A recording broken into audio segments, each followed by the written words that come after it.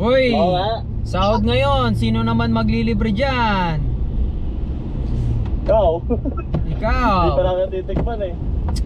Grabe oh. Yung mga malalaking sahod dyan. Maglibre naman kayo. Turn eh. Ha? Buset na eh.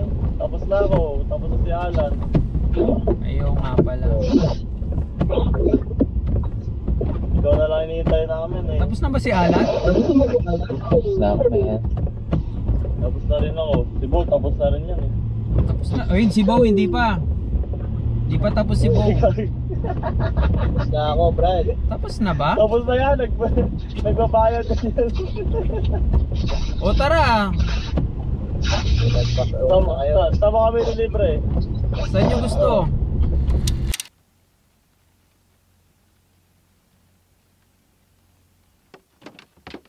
Yun, okay. Hello po tayo dyan. Maaga yung sponsor natin ngayon for breakfast. Kasi matagal na nila akong gustong bigyan eh. Pumupunta kasi ako dito lagi umaga. Eh ngayon talagang inaantok ako. Hindi pa ako nakapagkape. Kaya yan, kape. Tapos muffin. Tapos kape naman. Special nga. Kasi yung chef talagang tumakbo pa siya. Akong gagawa ng kape para sa'yo. Sabi niya, special daw. Nga pala, day 19 tayo ngayon. Tapos, day 19 ng taon, January 19. 19, lucky number ko yan. Unang-una, birthday ko, April 19. Tapos yung anak ko, December 1. Yung isa, February 9. 1 and 9, 19 ulit, no? Tapos ngayon, sahod pa. January 19. Yes. Yung sahod namin dito is 4 and 19. Dalawang beses kami nagsasahod. Yung 19, dun nabibigay lahat yung mga commission mo. So, ibig sabihin, every 19 of the month, medyo malaki yung sahod mo.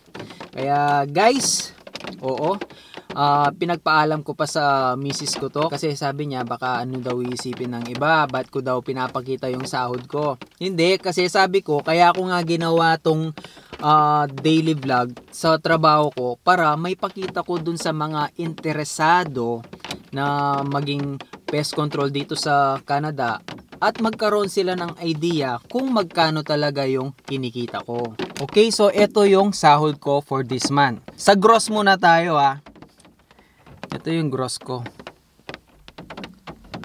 6,069. Grabe, no? Gross yan. Pero syempre, alam nyo naman, nandito tayo sa Canada, malaki yung tax. So, pakita ko sa inyo yung deductions ko. So, ito yung deductions ko. Charan! 2,222.90 deduction yon. Ang sakit. Mahapdi.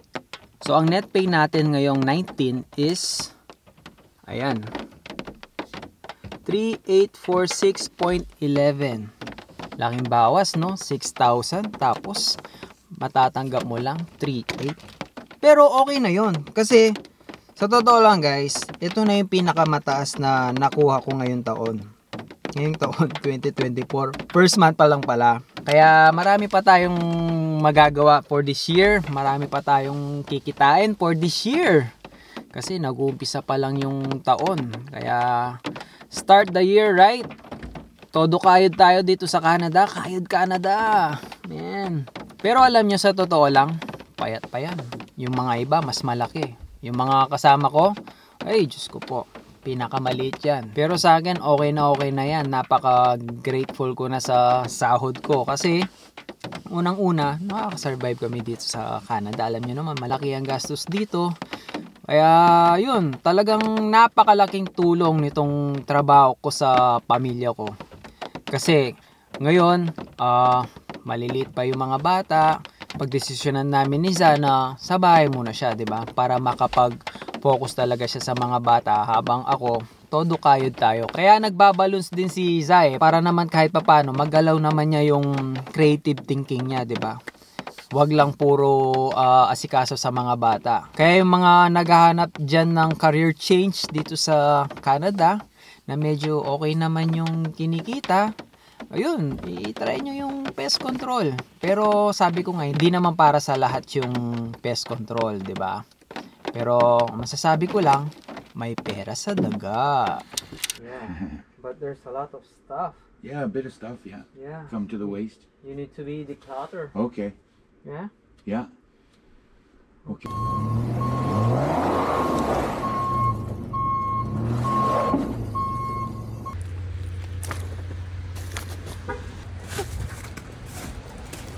Oh, dito kami sa Pampangas Cuisine.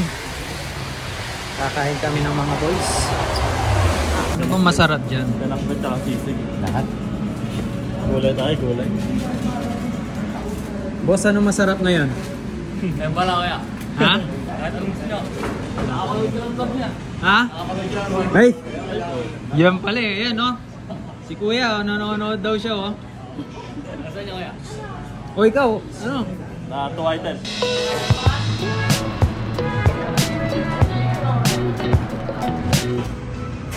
Yung mga kumain dun oh. Sana naman po oh. Wala naman po kayo sa Pilipinas. Iniwan na lang. Nasa Pampanga Cuisine, di ba? Oh. Siyempre, napila tour sila. Nakakalimutan nila na nandun sila. Grabe, iniwan eh oh. Mga ulam mo yan, alam eh. Hindi, naggulay lang si Alan eh. Naggulay lang si Tito Ray. Oh. Oh. Guys, maraming salamat po sa libre nyo. Lalong-lalo na Tito Ray. Maraming salamat po sa libre. Kasi alam nyo naman guys, kakasahod lang namin. Kaya ayan, nilibre kami ni Tito Ray. Boss Tito Ray. Ayan, maraming salamat po Tito Ray. Tuloy ng asawa ko niyan, totoo yan. Nasa kanya lahat ng sweldo ko.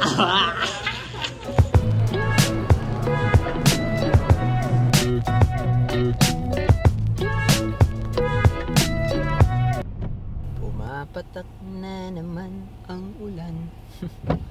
Kung last 2 days, puro snow. Eto na. Back to normal na tayo. Kasi according to the weather, in 1 week, puro ulan na. Yan. Kaya mas okay na yun kesa sa snow. Kasi delikado yung snow. Nakita nyo naman, di ba? Madagdag ko lang pala regarding sa sahod na ipinakita ko sa inyo kanina. Yung sahod ko ngayong 19. Every month, syempre, hindi naman ganun yung sahod mo. Pero, pwede kang maging consistent na mataas yung sahod mo basta masipag ka lang. Diba? Pwede yun bumaba, pwede yun tumaas. Nasa sayo. Kaya sabi ko nga sa inyo mababa pa yun kasi mas masipag yung mga ibang kasamahan ko. Diba? Chill-chill lang tayo Pero, okay na sa akin yun, men. Malaki na yun para sa akin.